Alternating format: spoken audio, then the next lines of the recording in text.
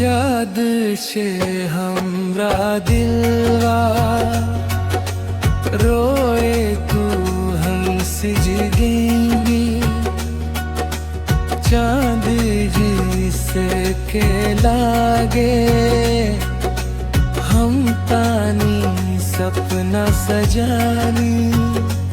तू दूर भागे लागे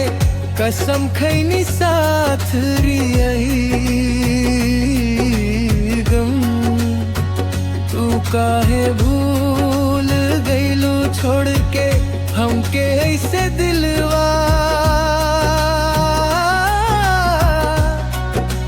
काहे तोड़ गईलू ससुररिया सोनबा चलिए गे नी गे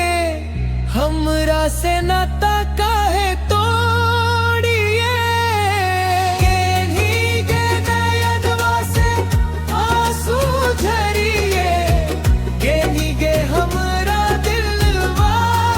के काहे दुख दिलुगे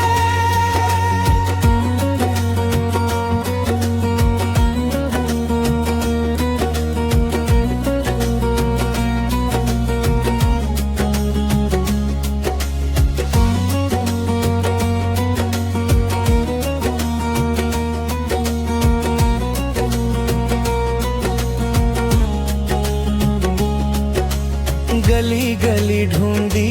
तोहके नाम लेके रोई याद में तोहर सजनी नींदिया भी खोई सांस सांस में बसिलू अब कैसे भुलाई तोहरे बिना ए जान जिंदगी ना सहाई तू रही खुश जा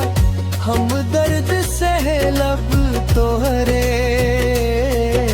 खुशी खातिर सब कुछ सहे लब बस इतना याद रखे